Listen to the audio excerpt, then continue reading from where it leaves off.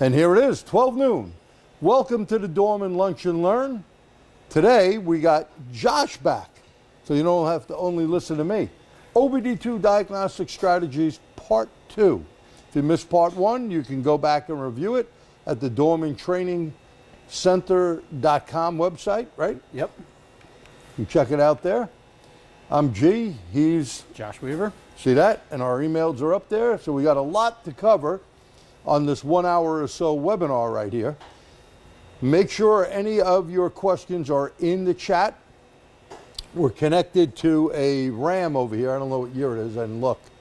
But we're going to be on with the E-scan. The E-scan. So we're going to cover today OBD2 monitor status, right? Yep. Real important.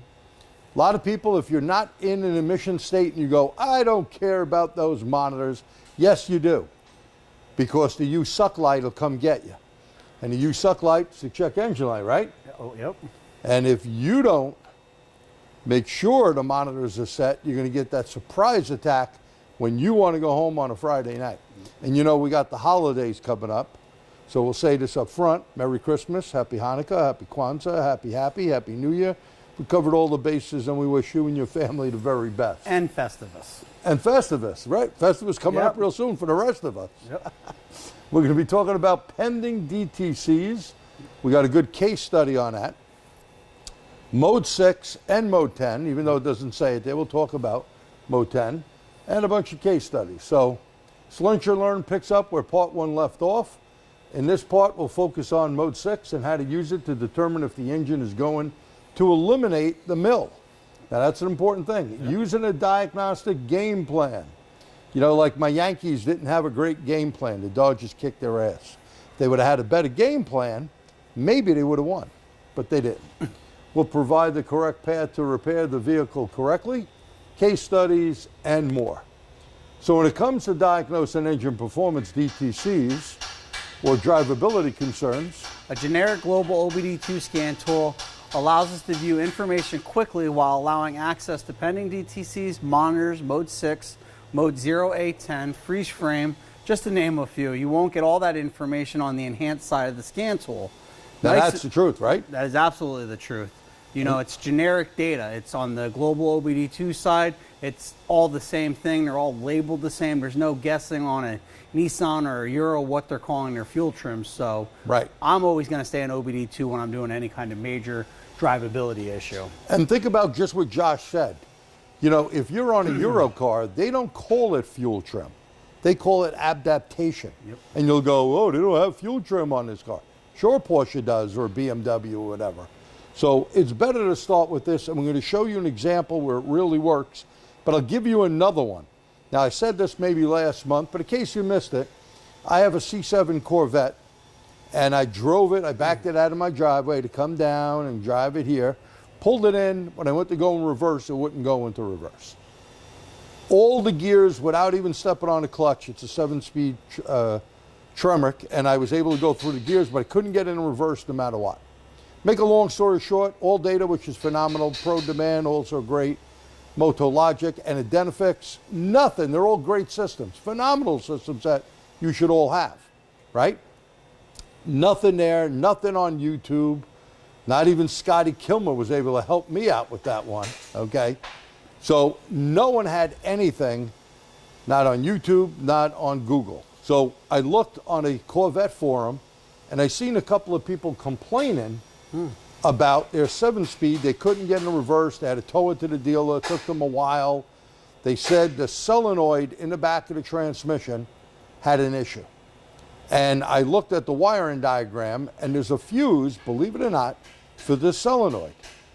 So, of course, I checked the fuse. The fuse is good, okay? We had to wind up, make a long story short, push my vehicle outside because we had other work to do. Later in the day, I have the GM GDS2 software with the MDI box. I hook it up. I went into manufacturer, no codes. No lights on the dash, no codes. I come back inside, I get that Think Car, so you had to think about the Think Car scan tool that I did a webinar on. I stick that and I go in generic OBD2. I find the pending code for a baro sensor. Didn't show up in manufacturer. I look at it, my air filter, it was a little dirty, so I put a new air filter in. But I took the mass air out, I cleaned it with CRC cleaner. I cleared out the pending code, reversed like butter. Nothing, no problem. Huh. I'm still waiting on a friend of mine who works for GM to find the engineer who programmed this thing, because I don't see where a baro sensor comes into play. But that's just to give you an idea why you need to go into generic, okay? So please do that. So generic, whether it's a GM, Toyota, BMW, or anything else, the data PIDs are the same and easier to understand. So what is Mode 6? In a nutshell, Mode 6 allows a scan tool to access the results of the onboard test results for non-continuous monitors. Ideally, Mode 6 will provide us with information about the most recent test data for these monitor systems. Now, when you run Mode 6, you probably got to drive down the road. Very few Mode 6 things will update in your shop. So please be aware of that. The other thing, using the eScan, only 2 tools update continuously. Now, if you notice here on the eScan, yeah, there we go. You see where it says read continuous? You got to click that, and when you're done, you want to unclick it. We show you we're going to use the tool. Now, that being said, that means it's going, give me update, give me update, give me update. If you're on any other scan tool, Snap-on, Autel, Launch, Top-Don, Joe Schmo brand, okay, they just give you the last time they went to go query it. Then you got to back out and go back in. So it's another reason why we're going to use the eScan today in this webinar. And here we're showing you a picture of, on the launch scan tool, EOBD2, we're in generic, on a 2018, and you know when you see a 3.6 motor, you go, cha-ching, a lot of problems going to happen. And this particular one passed, but we're looking at Mode 6 information. A minimum of 0, a max of 65, and we read 0. So it gives you a passing results. So it's a pass or fail. The vehicle manufacturers assign a test ID, the specific test, and a component ID for different systems and the components used in the vehicle test. Test data for many vehicles, these components and systems can be found in Mode 6 data. The Mode 6 data are all manufacturer specific, from components listed to the test values of each component. Mode 6 data is data vehicle specific. I find that a lot of CAN bus 2008, they're pretty much, the test IDs are the same. The MID might be a different specific test, but the test ID 81, 82, yeah, you know, are pretty much common across the board once we went to CAN. Yeah, so we got SID, component ID, CID. You got MID, MID, monitor ID, and you got TID, test ID. That's what he is referencing. And you're going to see an example coming up. But here, the raw test values are numbers that indicate the test limits and actual results. These numbers do not always correspond in common measurements like miles per hour or inches. So a lot of this stuff is computer lingo. We saw the count of 65,356. That's just computer language. That's not miles or misfire counts or anything realistic that you're really going to use that value of. You're just going to look at that minimum and that value number. Now there may be just a 0 minimum and then a max, or there may be a max and no minimum, or it'll be like a field goal. You'll be in between. As long as you're between left and right, you're okay. But if you go too far outside of right or too far outside of left, that's where you're going to start to set a code. Or if you're even close to it, you helped me out with that one car that I had 2 different scan tools on it. One showed it past it, and one showed it close but not failing yet, but both scan tools pulled the codes out of it. It was close enough. yeah, it's a good predictor. We'll talk about that. So when you want to get data, we're going to push you to, there's also OEM one-stop, but you're better off going to NASTF. It's free to sign up, not free for your LSID or VSP license, but free to sign up. And the reason why I'd rather you go there, you will get information on what system is down or whatever. Yep. You can't get that at the other site. Then you go in and you see here, we pick Mode 6 information right from General Motors website for free. You don't have to pay for it, okay? And here's what it looks like. So you see OBD monitor ID, the MID, the TID, and then goes over, and this would be the SID, the description here. So it gives you basically A8, OC, 24. You don't know what the hell that means, but you do know right here, 0 to 655, 535, and you have one count or one bit. And there's all the information on all of these, okay? Now, all that stuff there, courtesy of General Motors, is free, and you should go look at it. Now, many scan tools, I'm not going to get into the names, but they do not decode it correctly. And if it's not coded correctly, be careful. You will run into a problem. There are some books out there that people sold saying they decoded everything. You got to be very careful. Some of it is not correct. The best place to get it is at the OEM website. And if you see something even on eScan, sometimes they make a mistake, but they went through that painlessly, you know, painfully, I should say. Then it became painless later on. They put a lot of money and time into putting that Mode 6 information in there. A buddy of mine, Bob Pattengale, did a lot of that with the OEs. So he did a lot of work there for Bernie. On the note on the books, you have to watch, because when they go in and do a reprogram, they might change that spec. So if you're operating on a scan tool that hasn't been updated in 2 or 3 years, you may be looking at a data value, and if the PCM was reflashed, your scan tool might not be up to date on those values. And he brings up a great point, because if you have, for argument's sake, a P0420 on most of the Asian vehicles, Toyota, Honda, so on, okay, they may have brand new specs on what Mode 6 passes or fails. And the fix for most of that is a reflash. Yeah, a lot of times. A lot of times it's that. And if you put a cat in a car and it don't work, you're not going to be happy, and the customer's going to be even less happy, right? So here, you can see we have a problem.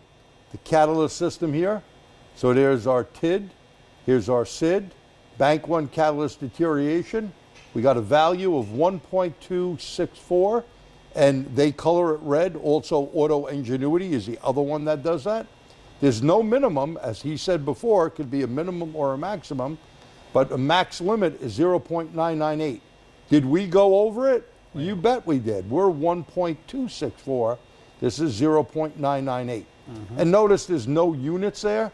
They come up with some of these hexadecimal numbers. Doesn't matter. Now look at other ones. You have some down here. Here's the test value. Here is a minimum. Here's some with maximums, and it'll tell you seconds, you know, mm of vacuum, amps, degrees in Celsius. So basically, on the ATS eScan, red indicates a component failure, yellow indicates a component that is close to the limit, white indicates a component pass. The red test value above, 1.264, is over the max test limit and will prevent the monitor from running or a pending DTC to be set. Very, very important. Does that make sense? Any questions so far? Okay, Doreen's posting the handout, so you'll have all this there. You can get that or get it later. Now here's the domino effect. Very important to understand how this works, right, Josh? Yeah, very important. So the first thing, it fails in Mode 6. Now, Josh, you know, people always ask us, well, how many times have to fail in Mode 6? Don't know. We're not the engineers. Only the engineers who programmed it. It could be 5 times, it could be 20 times, it could be 50 times. We don't know, okay? So only the engineers that do that, and if it's a Ford engineer, doesn't mean their 4-cylinder motor is going to be the same as a turbo 4 or a 6 or an 8-cylinder. You got to realize that, right? Just look at cat monitors. They don't run the cat monitors all the same. They all do it differently. So to figure that out, you have to be on that level. And then what happens number 2, Josh? Well, if it fails enough or we get enough failures or close to it, we'll start to set a pending DTC. And how many times a pending DTC has to fail before it goes to the use suck light? Should be 3 total. That's right. Now sometimes they cheat, and you see what it said should be, because some companies did get nailed rather than 3, maybe they went 4 or 5, but by federal law, the EPA, and by SAE, stands the Society of Automotive Engineer, 3 times, and then it becomes a full-blown DTC. So that's why the domino effect, you need to look. I call mode 6 the predictor. It's going to tell me maybe what's going on or what's happening. So let's look at a case study here. Here was the 2002 Silverado with a DTC 300 and pending DTCs. Go ahead, Josh. Had random multiple cylinder misfires, P0106 manifold absolute pressure sensor, a 171 lean bank 1, P0174 bank 2 lean. So where do we start our diagnostics with this? See, now that's a great question. Where do you go? Well, most people are going to chase the DTC. Yeah. Of course, you're going to go in with your Snap-on, your Launch, your Top Don, you know, your Autel, whatever. You're going to go in and chase the 300, aren't you? Yeah. And if you did that, you would have a problem. And we're going to show you why. Yep. Okay.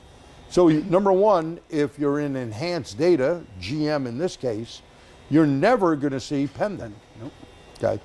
So many would say, don't worry about the pending DTC, start with the 300. Well, that'd be absolutely wrong, because pending provides the greatest insight on why 300 was set.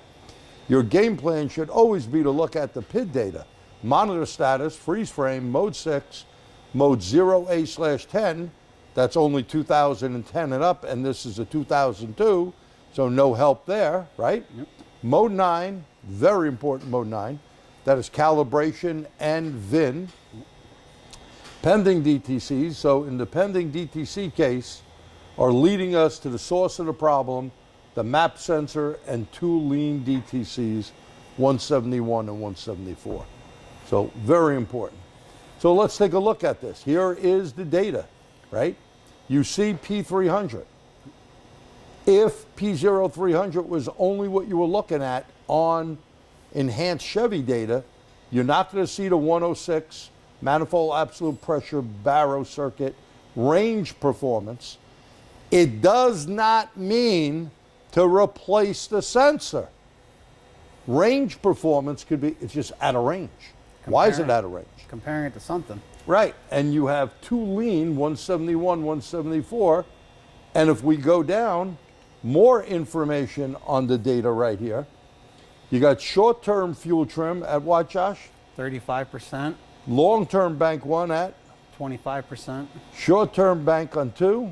25. 35. 35. And long-term? 25. So 25, that is way out there, right? That's max. That's like maxing the damn thing out. So that not only did it max the short term out, it maxed the long term out. So it's almost 60, we'll say 60% way out total. Right. You got a big problem here, okay? Now, the other thing is you look at RPM. This happened at idle. It happened no vehicle speed. Yep. MAF was 7 grams. Well, this is only a 5.3. Yep. Okay, so there's a little bit of a problem there. This engine is trying to make up for that. Okay, and when you look here at MAP is 14 inches of vacuum. So we're going to get into that. You should know that that MAP reading is not correct, right? A GM 8-cylinder should pull at least 18, 19. 18, 19. Okay, you know, some Asian vehicles are tough. Now, here's the beauty of this scan tool. The beauty of the scan tool is this is a chart that shows you different fuel cells. If you have a regular scan tool and didn't have this, you would only see a fuel cell number maybe at the bottom, 0 to maybe 5 or 6, okay? Or you would have maybe one that's going to show you about 12 to 16, because it's up top. The nice thing about this, or HP tuners or EFI Live, they graph it. Yep. And both of those other ones, HP tuners and EFI Live, you really need to play with it. They're not made. It's a learning curve. It's a learning curve. It's a There's huge no doubt. learning curve. Okay. So when you look at this, this is simple. It gives you absolute throttle, and it gives you RPM. Now, the manufacturers have been doing this for years. They don't use throttle, they use the load sensor. And the load sensor is something that goes all the time, right? I replace a lot more mass airflows than I do TPS sensors. Exactly, or APPs, accelerated pedal position, right? Maps and that go a lot more. And a lot of maps fail because of vacuum going to them, not for anything else. So right now, I know that reading of the map sensor is a problem. Why? Because from low to high, you see how these numbers are crazy? That tells me I got a load sensor problem. Very, very important. You know, the nicer part about that screen is the eye candy of that. I know in your shop you guys do digital inspection, but it's a lot easier to load that up and send that to your customer than just a line. Right. They don't know what a line means, but if you show them it's red in this and you say it's good here and it's bad here, they're like, oh, wow. And then it's a lot easier to show them the afterwards. Oh, that's the biggie. So, you know, if it looks like this, when you start, I'm giving you the right finger, not the wrong finger here, and looks like this when you're done, the customer's going to be impressed. Yeah. And you're going to see that. So right here, we look at that intake, and you should know this. Barrow, where we are here in New York, now, may be different where you are. You could find out your barometric pressure. We're 29. 29 minus 14 tells me we got 15 inches of vacuum in that motor. That's under 18, 19 inches big time. So that also clues me in why we got a range performance. So go ahead. So we're looking at the scan tool data. The PCM is doing its job and commanding a large amount of fuel delivered to compensate for the lean condition. With freeze frame data providing us with temperature information at 50 degrees Fahrenheit, it was a good idea to smoke the engine when it was cold and locate the source of the problem. On this vehicle, the intake manifold gaskets needed to be replaced in order to get the engine back into fueling control. So you see that? If you went back here and looked where engine temperature is, you see that 50 degrees? Look at that. That's key. This is why you don't erase codes. Keep your finger away until you take a picture, or in this case, we use Dropbox, we screenshot it, and that goes in, okay?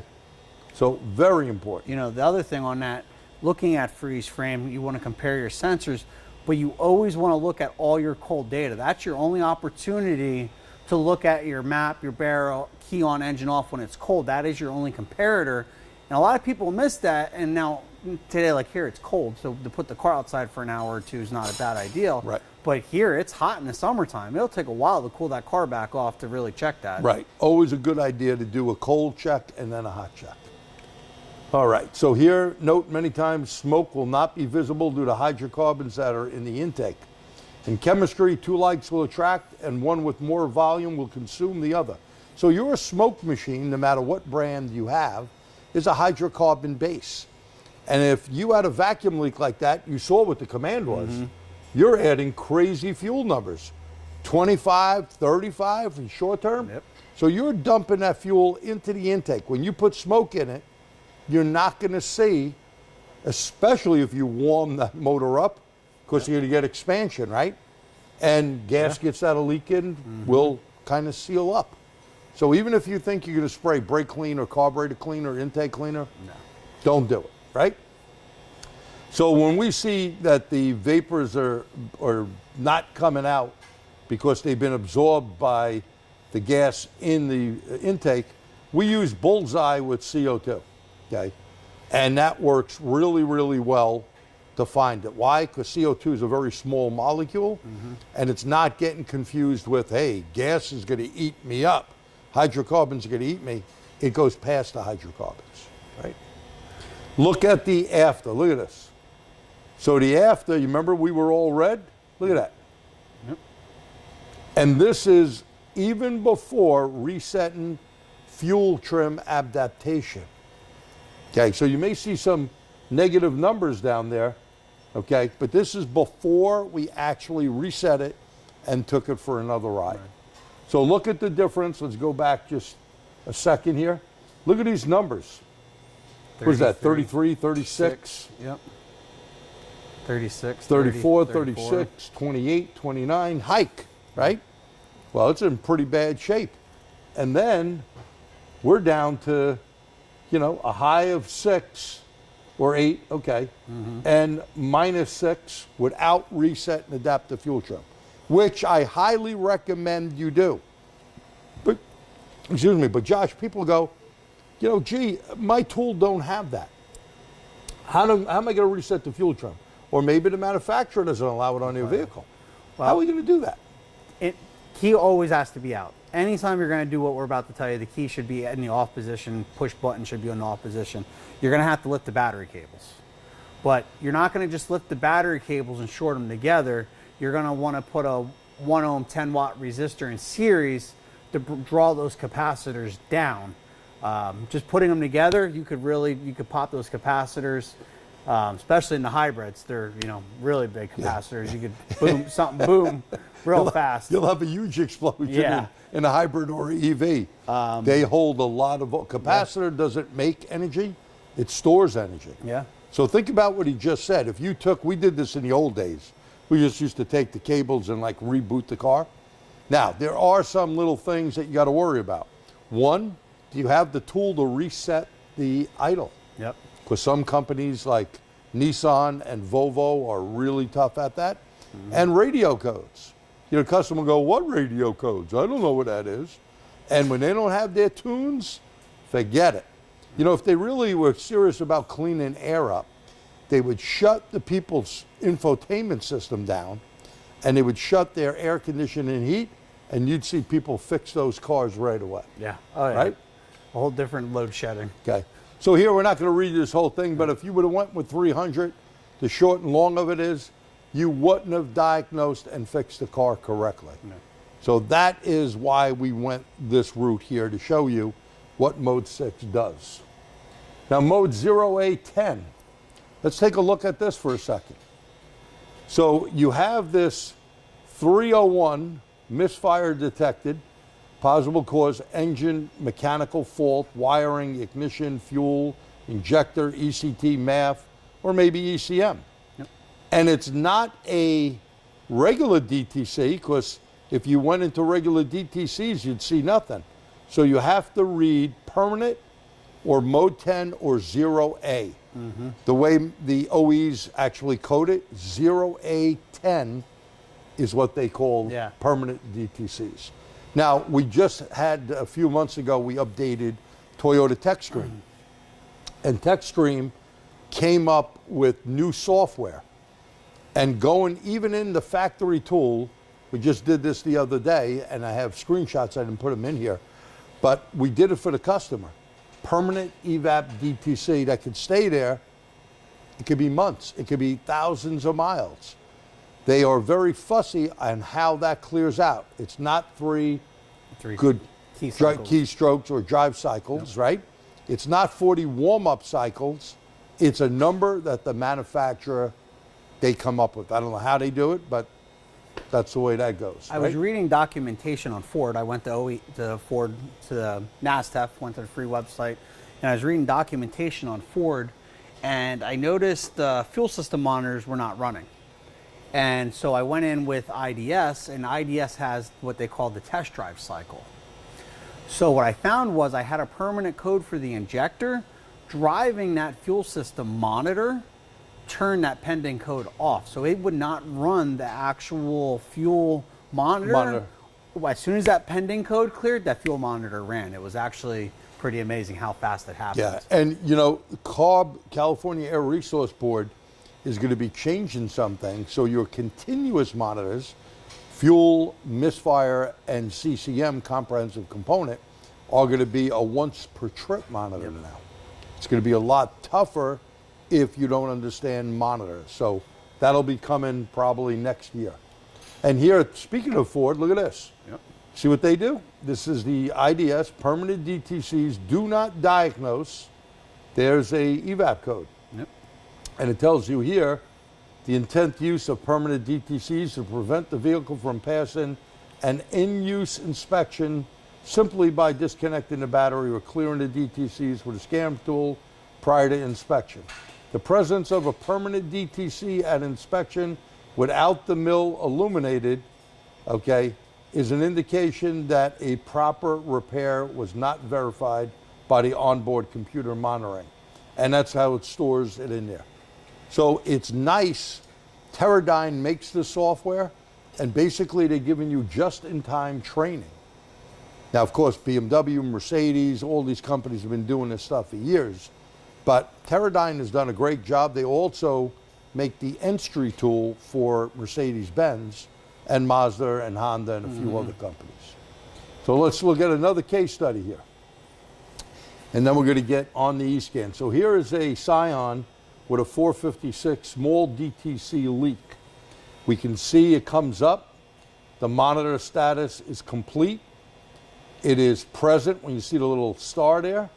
This is the Toyota older tech stream software. It's current, pending, and it's in history. And if it had an update, we would see it. Now, the other day on their new system, we did find a bunch of stuff that they had an update on. Don't just update, but I was showing my guys, because they weren't familiar with the new system, I said, click on it, and it'll take you to a PDF that'll explain what it's for. You know, years back on a Camry, I used this in the J2534. I didn't know you had to pull a fuse when you were doing programming. Okay, I had no clue because my old tech, the old, not Tech 2, the old, what's the one from Vitronics? It was a Vitronics unit that, MasterTech, there it goes, finally popped in my head. The old MasterTech, you didn't see that. You just go, okay, I'm going to program it. Now, with computers, when you see an update, it takes you to their website, and the website will give you the information before you program it. When you're on YTech, YTech has updates, and one is called the flash update, and one is called an essential update. Essential must be done, okay? So check the different tools out that are out there. Now here, look at this. First of all, you see EVAP. You see the thumbs down? Well, right here, we go in, and you see it's a purge VSV, vacuum switching valve. It's not the canister vent valve. It's not the vapor 1 and vapor 2, or the bypass valve, or a fuel leak. They all pass. See, they got a minimum, then there's their test value. And when you look at that, if you had the code like this car did, and I fixed it, I put a purge valve in. I didn't just throw it in there, I tested it, right? Purge valve is normally closed. You got to be careful. Toyota has 6 different EVAP systems. So you can get totally screwed if you think you know what you're doing. That's when you have to RTFI, right? Yeah. You need to read that frickin' information carefully and identify the system you're on, or life is going to be brutal, okay? So here, we've seen it failed in mode 6, besides a failing DTC. We go check it, and sure enough, the valve was bad. You put it in, and it passes, okay? And there's the pass, okay? After the repair. You get the thumbs up. See, that's the beautiful thing when you can show a customer and the confidence you build with that customer. This is their mode 6 info. Now, they've changed it a couple of times. Doesn't look exactly the same, but it looks similar. And most companies will look similar. You may not get the thumbs up or down on other tools. And if you notice here as well, you have secondary air that's not on this vehicle. Oh, 1 minute, no. Thermostat, and people don't realize the thermostat monitor, and you can see some other stuff they had in here that are possible monitors for down the road, okay? I think Ford and Toyota do a really good job with the OBD, we'll call it the OBD2 side of things. I think they do. You know, even Ford, like, they don't get the OBD2 PIDs, but Ford actually takes all the OBD2 PID and puts it in their live data, so you get both when you're in there. But I'm very, what Toyota and Ford does with their stuff is pretty phenomenal. And how many of you guys out there have the IDS or TechScreen? I mean, they're not really expensive tools. Okay, when you see, you know, other companies' aftermarket tools, you could buy these things. I think the subscription costs me $12 or $15 for the year for Toyota. The Ford one, I think, is $900, right? It's or $900, $1,000. but the crazy part that if you want it for 2 days, it's $150. I could probably justify using that subscription 10 times a year to build that out and buy that yearly subscription, as opposed to $150 for 2 days. And you know what I mean? pretty steep, so Not- I buy the year. Right. And not only that, but when you have to program it, you can program it. Yeah. And that's where you make the money. Now, if you work for free, contact me, please. You get my email there. We'll let you come up and work for free. How's that? Okay, here's another EVAP one with current, pending, and history. We'll go through this quick and then get on there. And notice you have two codes here, a 441 and same thing, and a 456. So control system, incorrect purge flow, and a gross leak detected. So when you go in, you can go into utilities. See, we went into the utility menu, and this says EVAP system check. Do not pull your smoke machine out. Don't do it on many cars. I could do it on Mercedes, I could do it on BMW, I could do it on Toyota, you could do it on Ford, and Honda. Yep. You could do the test right from the tool, the thing that failed it, right? What better? You know, here you're jerking around, taking the smoke machine out, you know. Then you don't know, oh, do I have CO2 or nitrogen? You don't want to put air. Not the thing to do. Air is not good to put in with hydrocarbon vapors. And even if you hit bidirectional, put a solenoid on, solenoid has a short, you won't be around anymore, right? So no one recommends air in there. And someone goes, well, the LDT pump. Well, you know what the LDP pump puts out? About 7 inches of a column of water. And 28 is 1 PSI, right? Yep. So come on, it's not putting a big pressure in there. So here we're going into the system. It tells us here during this test, you know, it gives you step-by-step stuff to do. It starts giving you the vapor pressure reading. It tells you this test activates the purge VSV, vent valve, and vacuum pump to draw and refresh vacuum. So it walks you through everything, and there's two different tests, automatic or manual. I recommend doing automatic, in my opinion. Automatic at least will run through, tell you if you got an issue. Sometimes, by the way, we've noticed, I just went over this with Bill the other day, you could run the test once or twice, and then all of a sudden you'll have to get all the way out of the software.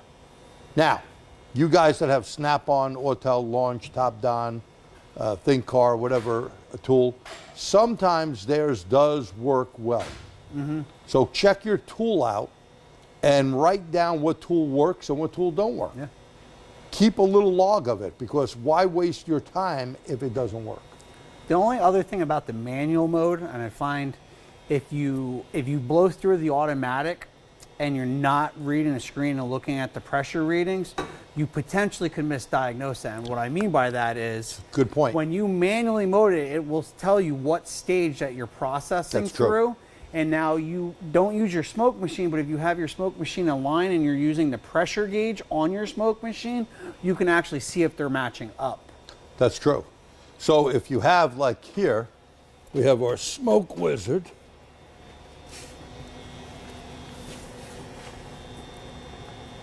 And you have a gauge that does pressure and vacuum. What he's saying is you can match that up with the pressures. And by the way, if it reads PSI versus that, there's a conversion chart, right? So you can either go in all data, whatever, or Google, do something online. In our EVAP course, we make sure we give you that conversion chart.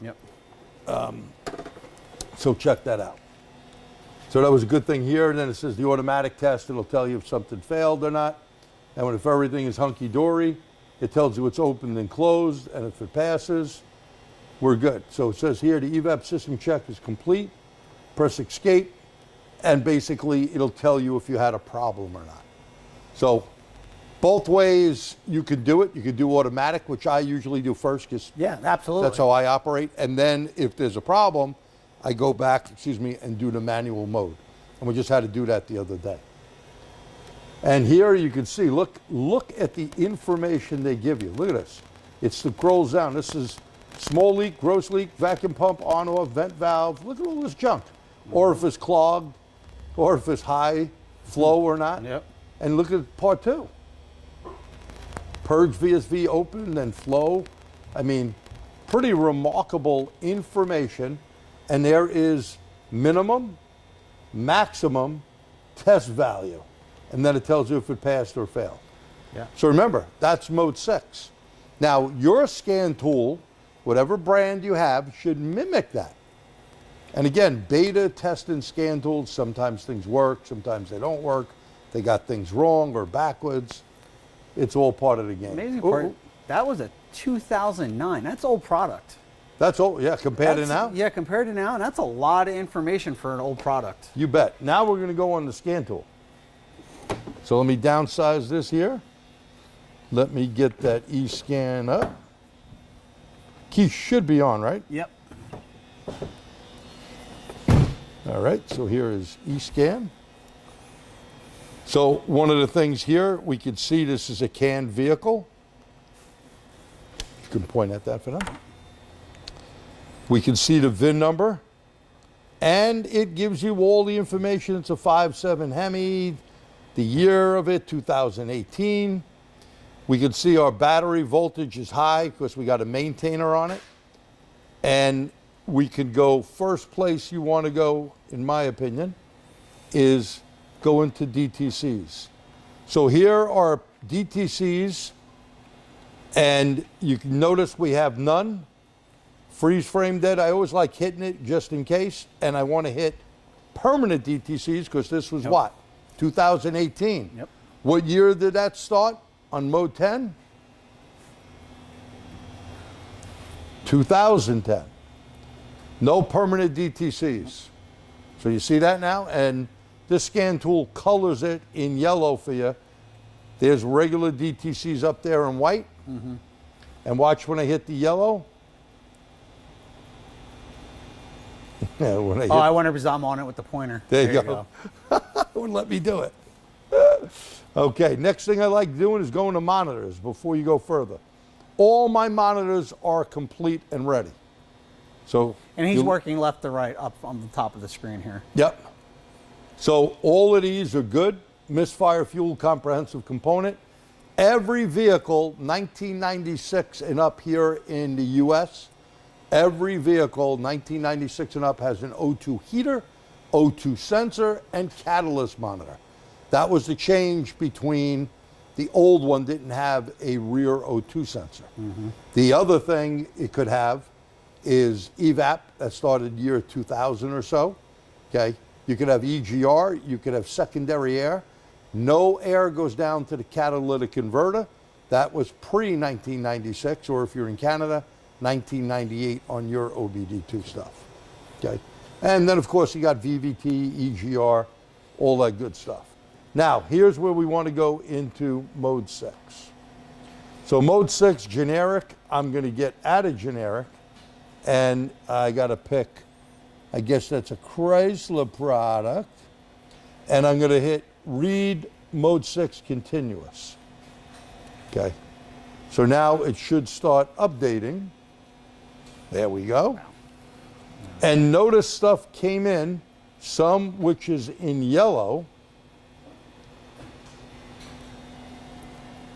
No failures, but you got 2 misfires on cylinder 6, couple more, nothing totally crazy.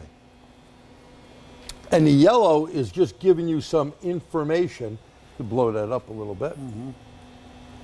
And I want you to look at the screen. I can't, that's right, it's locked. Yep. I want you to look at the screen. It's not your eyes or us. You're going to see that flash. So it takes a few seconds. There it goes. Every time you'll see the little reading light up here. So what it's doing is going, okay, give me the information. And all this information, you see what a slide bar is? There's a lot of information to go because this is a canned vehicle. So you got from O2 sensors up here down. Look, that's a lot. So what it's doing is saying, okay, computer, give me that information. Give me that update. Now, for better results, what do we need to do? Drive the vehicle. Make sure the monitors are set. Make sure that mode 6 information is actually updating. Okay. You know, on that, you know, I hear Nissan don't have a misfire. Oh, but yes, it does. You know, we just looked at that data live. You know, cut time down, but the old swapperoo, this is live. I can see if it starts to transfer or move cylinder to cylinder. That's right. So, you know, we love swaptronics. You take one coil out, right? You put it in the other. We know everyone does that, right? I mean, it's not a bad thing to do. 9 out of 10 times, a little 10 millimeter, pop it out, flip a coil over, or take a plug out. And when you look at plugs, too many people out there are still not talking plugs. So when you see brown stains, not in your underwear, we're talking about on the porcelain part, that is corona problems. That means what's happening, the seal is probably broken because someone over-tightened that plug. And we've seen this sometimes when a dealer did a tune-up and cars came in here because Hyundai, Kia had a bunch of problems. Yep. And I know one in particular on my son's car, the dealer put a new motor in and they put new plugs in. Well, they didn't torque them, they over-tightened them. And probably about 20,000, 28,000 miles later, where those plugs, their iridium plugs should last a real long time, he had a problem. And if you look at the plugs, there's brown stains. And those brown stains are corona stains, meaning the pressure from inside the cylinder coming up is leaking past that spark plug seal. So torque your plugs down. If you're going to use anti-seize, don't be a tightwad. Buy copper anti-seize and use it sparingly. Yeah. Don't take the big gob and go, because Ford has a bulletin on that, causing misfires that you can see on mode 6. Just a dab, and I take 2 plugs and I just walk them around each other. And I usually even take my finger. There's not a lot. Yeah. And torque it, you can go itsy bit more than the spec, because it will change it when you have something in the threads. Yeah. It does change the torque a little bit. So be careful on it.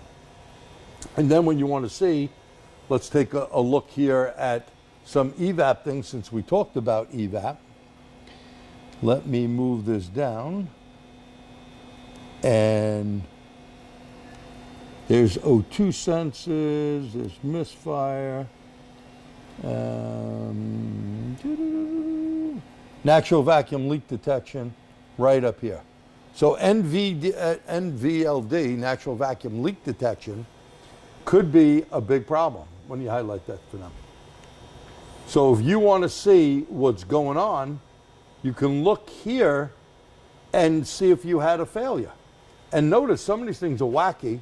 So this one here says 65535, right? Yeah. And it's done in seconds. So they're giving you what they want. If the pump runs too long, and something you should know on NVLD, if the pump runs too short, what does that really tell you? Go, oh, I just ran shorter than it should. That means you got a clog somewhere. So if the pump is running and we got a restriction right here, the pump is going to reach the pressure in a shorter period of time. It also looks at the fuel tank pressure sensor and the fuel tank level sensor. So if the level sensor is, let's say, low, it's going to take a longer time that they have calculated for the pump to take up the space of the amount of fuel that's missing. Let's say I'm going to make a fictitious number, 5 minutes. Yep. If it runs longer than 5 minutes, it means it has a what? Give me an answer. Type a letter in. Let me go over and look. I know there may be an itsy bit delay. So if the pump runs longer, what does that mean? Leak. Good. Excellent. Thank you. And you're paying attention. Has a leak. So this is how you could actually use mode 6 to diagnose stuff. Yeah. Right? Can you scroll up for a minute? Sure. I want to see something. Scroll up or down? Scroll up. I want to see the O2 data. Okay. All right, yeah. So if you look at all this O2 sensor data and all this oxygen sensor data, I always hear, how did my cat run without my oxygen sensor running? Well, I only need the switch ratio, slow response of the, where is it, minimum, See, it's up there. maximum. There's a response rate, and you need the pointer. Oh, yeah. Sorry, I was trying to find it before I pointed it out. O2 bias response rich to lean result. So as long as it's measuring that, it's switching, and it can look at that downstream, it's going to run that O2. If something's wrong, it'll continue to skip a monitor and continue running another monitor. So if it's going to look at other things, it may run the O2. As long as the part of the O2 that it needs to grade the cat, it will still run the cat while the other ones are still running. And let's not forget, Josh, sometimes the rear O2 sensor, if we got fuel trim out of whack, the rear O2 could cause that. And it's a real good idea to make sure you look at the rear O2, and I would graph it. I think graphing is better than numbers. You don't use because the I can race easily gauge? see it. You don't use the race gauge? No. Okay. I don't even know why No that's race in gauge. there. No race gauge for me. I can only see now out of one eye, so I need graphing would be a lot better. Yeah. So at any rate, yeah, graph stuff and know that, again, test value, minimum, maximum. Think about it as a field goal. You want to be in between them, okay?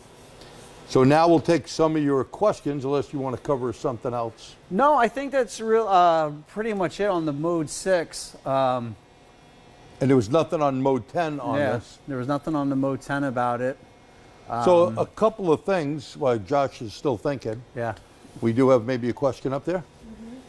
Okay. Lots of readings in the yellow column listings. Does this indicate a major problem or maybe developing? Very good point. Very good point. If so, it's not that it's a problem with the eScan. So you'll see a zero like zero. It's close to the limit. It's close to the limit. So right here, if we're looking at this NVLD, it says 0. Well, the limit is 0, so it's going to put it yellow. Only, even though the minimum limit is 0, the value is 0, so it's flagging it being close enough. Right, because it's very hard to do it, any other way. And Auto Ingenuity does the similar thing. If it's close to the number, doesn't mean it fails. If it lands on the number, so let's take this number here, 32,767. Yep. You land on that number, it's going to be yellow because it's on the number. Once it goes over, like a field goal, if it kicks it in, it hits the pole, it goes in, if it goes out, you're screwed, right? Got to get in. And that way it is not an issue. Okay. So let's talk about a couple of things. If you're interested in what we're showing you here on eScan, we do have a eScan live hands-on class, and they are going to be held in the PA area, the New York area, the Florida area, and the Illinois area. So you want to go to the Dorman training website to check that out, okay? We also have electrical classes coming up, hands-on, a meter class, a one-night class.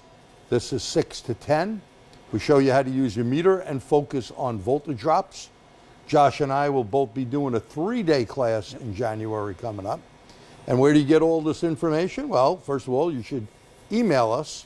If you're not getting the information, you can go to the DormanTrainingCenter.com website to find that out. And this will be posted up in a few days.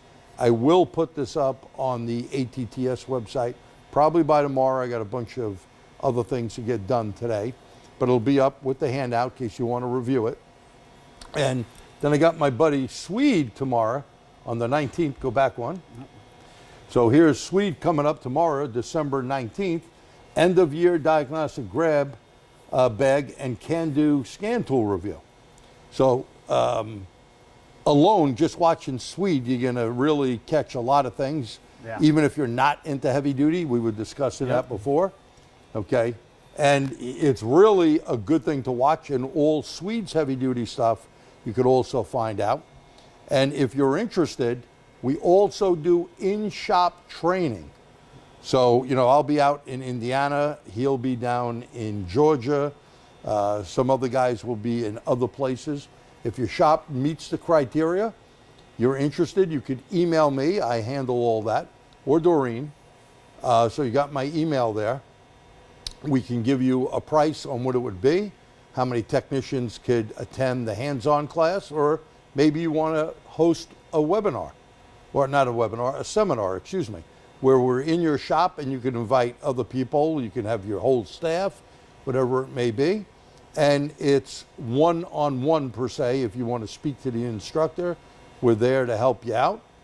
A lot of shops decide, like both Josh and I are doing, we do a seminar part of the day and then do hands-on. In my case, and in Josh's case, he's doing a seminar on one day and hands-on the next day, the whole day. And we talk about days that are 8-hour day. Most shops want to do a Saturday and Sunday. Not that Josh and I or Pete and Ken like working weekends, you know. We need some time. But you could check that out there as well. Click to the next one. Here's where you get the Dorman training stuff. So this, oh, that's right, I almost forgot. Thursday night, he will be doing a live webinar. It's only $40. It's me. Oh, him, not me. Him. Me, this guy, right He here. got to work. This guy. Pick me. Okay, so it is on Cam and Crank, I believe, Crank right? no starts. Crank no start. So get some good stuff there. And here's some of the class information coming up. We also do a hands-on Autel class. They've been a big hit. We've done them in Kentucky. We've done them here. We've done them in PA. We've done them in Illinois, down in Florida. So when you see this stuff, Dorman wants to do stuff a little different, like I've done for years. You know, this is our vacation slides per se, right? But when you're in a class, you could actually feely touchy, and you get more. I think most of us mechanics / technicians, we like feely touchy, and we tell you the truth about a particular tool, the pluses, the minuses. All tools are good. You know, we're not here to insult anyone and go, oh, well, you're a dummy, you bought that tool. You got to use the tool till its fullest and know the capability of the tool. Yeah, you know, you're not racing the clock either. When you're in one of these classes, you have the time to get comfortable with the tool. The last thing you want to do is take a brand new, unknown to you and try to diagnose the vehicle with. Right, that's the wrong thing. Practice, practice, practice is really the way to go, okay? Yep. And again, there's the in-shop training stuff, and I think the next slide is the thank you. So we got some QR codes. Webinar survey, if you'd be kind enough to do that. That way they have Josh and I continue. Facebook, if you want to join the Facebook, and we got newsletters, I guess they have. Yep. And we want to take this time to thank you for coming out. Again, don't forget my buddy Swede tomorrow. Yep. That's a heavy duty one. 12 o'clock Eastern time. Sorry for you guys on the West Coast, but you can always look at it later on, okay? They're up there for viewable. But we want to thank you for coming out today. We'd like to see your feedback. If this was helpful, a letter Y. If we sucked, you could put the letter S. And if you have questions while we're looking at the S's coming up or the Y's, we will respond. We'll respond. Yeah. But to you and your families, a very, again, Merry Christmas, Happy Hanukkah, Happy Kwanzaa, and Happy New Year, safe and healthy.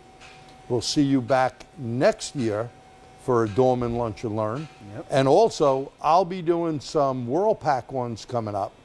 In fact, I got to get back to WorldPack today. They'll also be sponsored by Dorman and WorldPack. So we got a bunch of those coming up throughout the year. 2 different time zones. They do something a little different. We're working on doing like Josh's class. We're working on doing those things at 2 different time zones as well, 2 different days. So that way the West Coast guys, if you're out there, or gals, can get it. So once again, he is Josh Weaver. I'm G Truglia from New York. We thank you. Happy holidays again. Yep. God bless everyone. Thank you for coming out. And we're going to be looking at your comments. I'm heading over this way. Thank you for the Ys.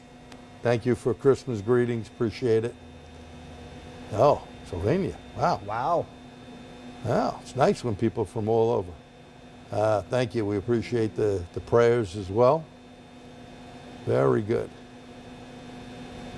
Wow. Thank you guys. You're very generous. We appreciate you guys once again. And I think we'll call it a day. Thank you. And if you remember, if you have any questions, you can email Josh or myself. Thank you again.